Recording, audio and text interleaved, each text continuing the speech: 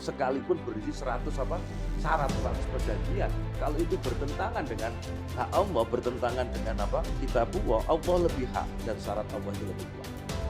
Wa man arada an dzikri fa inna lahu ma'syatan dhanka. Barang siapa yang berpaling dari peringatanku, maka akan aku timpakan kehidupan yang sempit.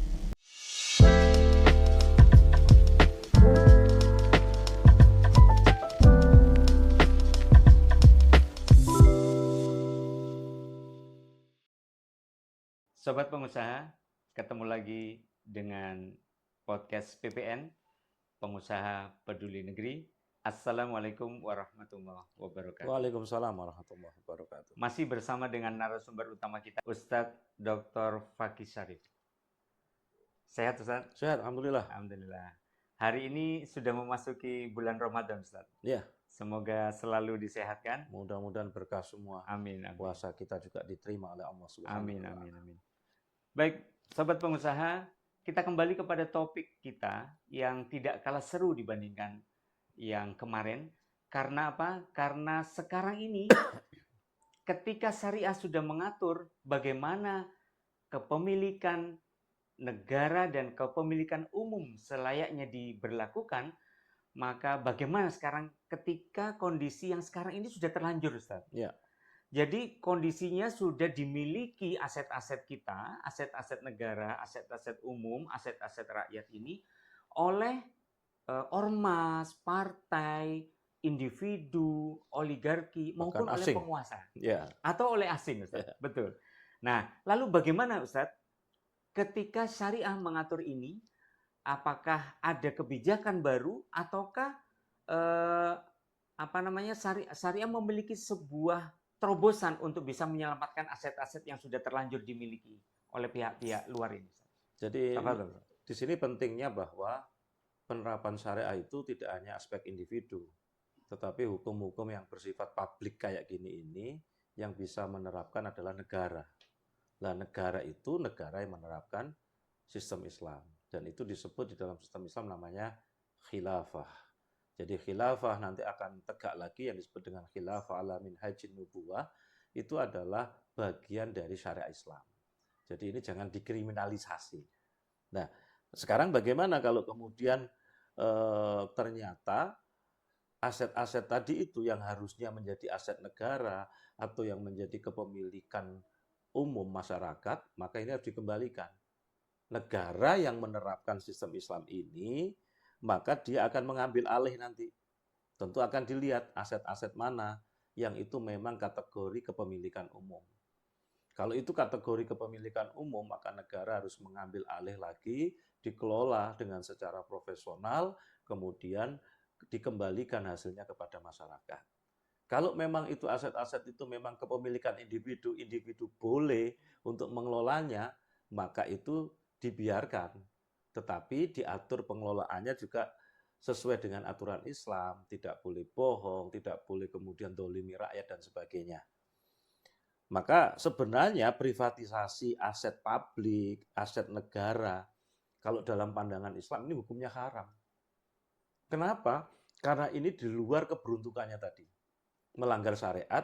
Yang kedua, apalagi privatisasi ini diserahkan kepada asing. Maka berarti ini merelakan negaranya dijajah oleh asing.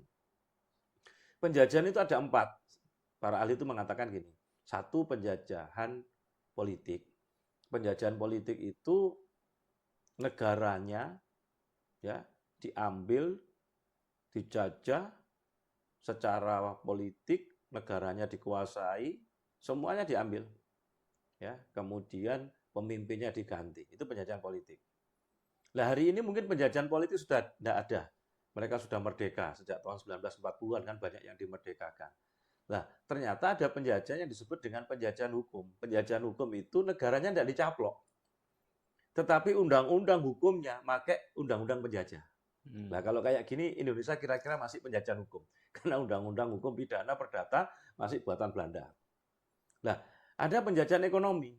Dia tidak mencaplok secara politik, mencaplok wilayahnya, dia tidak mencaplok hukum undang-undangnya dipakai, tetapi ekonomi yang ada di negara itu diambil kekayaan ekonominya. itu dengan dalih privatisasi tadi itu, dengan dalih investasi asing masuk dan sebagainya. Nah, maka kalau yang kayak gini berarti posisi negeri ini ada pada penjajahan ekonomi.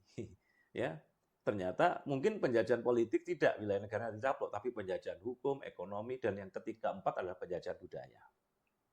Nah, kalau kita memahami semacam ini, maka harusnya kita umat Islam termasuk pemimpin-pemimpin negeri ini harus sadar bahwa kita harus memerdekakan. Maka seringkali saya katakan merdeka, ternyata kita belum merdeka. Semua Hanya slogannya aja Ustaz slogan ya. merdeka secara politik tadi, Iya, tetapi secara ekonomi, secara apa, hukum, secara budaya malah masih dikuasai terjajah ya. oleh asing kan itu. Nah, di dalam hadis itu disebutkan gini. Hadis riwayat Bukhari ya, saya bacakan saja. Ma balu rijali yastarituna surutan laisat fi kitabillah ma kana min syartin laisa fi kitabillah fahuwa batilun. Wa in kana mi'ata syartin qada Allahu ahaqqun wa surutullahi awsaqun. Bagaimana mungkin satu kaum membuat syarat yang tidak ada dalam kitabullah? Artinya tidak bertentangan. Kalau ada syarat, ada perjanjian, kok itu bertentangan dengan aturan Allah. Tiap syarat yang tidak ada dalam kitabullah, maka batal. Meski berisi 100 syarat. Meski berisi 100 perjanjian. Keputusan Allah itu lebih hak dan syarat Allah itu lebih kuat. Maka dalam hal ini, negara, kalau dalam sistem Islam yaitu khilafah, maka kepala negara atau khalifah itu akan membatalkan seluruh perjanjian-perjanjian tadi ketika memang itu ternyata itu pemilikan umum, maka harus dibatalkan, diambil menjadi kepemilikan bukan kepemilikan umum tadi diambil kan selama ini diambil jadi pemilikan negara. Ya diambil, syarat-syarat tadi itu batal semua kalau melanggar aturan Allah.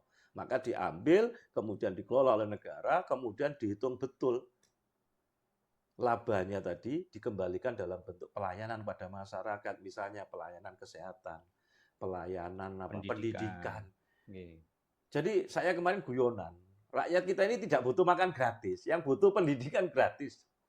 Karena dengan pendidikan gratis itu rakyat nanti jadi pinter, rakyat bisa mengembangkan ekonominya, jadi cerdas. Kalau makan gratis itu hanya selesai itu saja. Nah, saya tidak tahu ini berangkat dari mana program itu. Makanya pentingnya memahami akidah Islam tadi itu menjadi landasan. Kalau memang akidahnya sekuler ya wajar saja. Hari ini ngawur saja akhirnya menghalalkan segala cara. Jadi cara untuk menormalisasi kepemilikan tadi harus dilihat mana kepemilikan individu, ya sudah kepemilikan individu kan boleh memiliki. Kemudian dilanjutkan saja dan batas-batasnya tadi sesuai dengan aturan Islam. Mana kepemilikan umum, lah ini yang harus diambil alih oleh negara dan tadi harus dikembalikan kepada masyarakat hasilnya untuk kesejahteraan masyarakat. Listrik, air itu gratis semua harusnya. Hari ini beban orang tua jadi berat karena yang mestinya yang nanggung negara dibebankan kepada kepala rumah tangga, kepada bapak-bapak ini. Ya kan? Kesehatan bayar, pendidikan bayar, semuanya dibebankan. Padahal kalau kita hitung tadi dari APBN tadi, kalau berbasis syariah, berbasis sistem ekonomi Islam, dari sumber daya alam yang melimpah yang dipunyai Indonesia, itu mampu untuk membiayai APBN.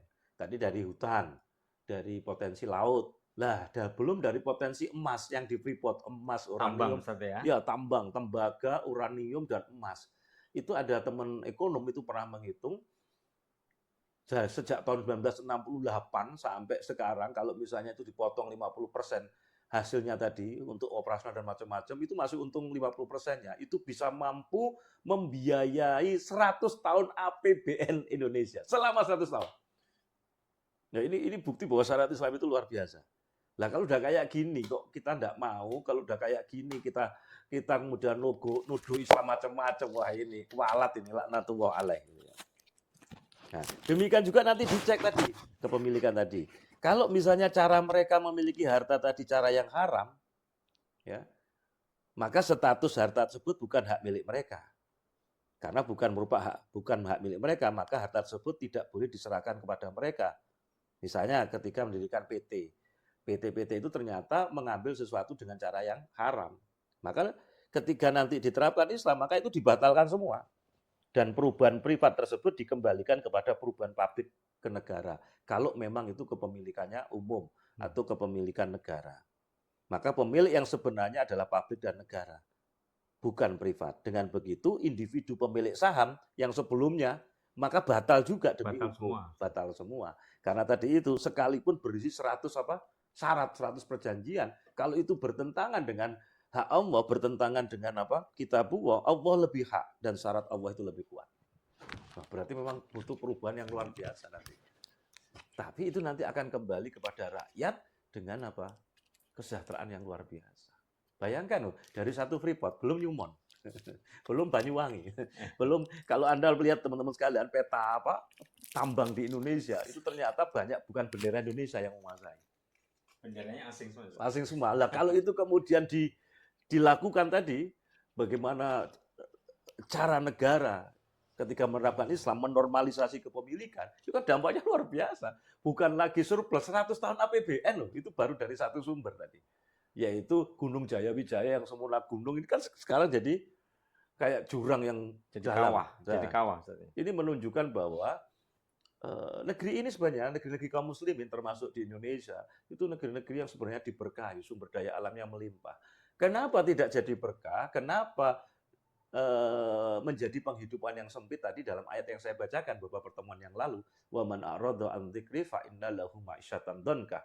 Barang siapa yang berpaling dari peringatanku, maka akan aku timpakan penghidupan yang sempit.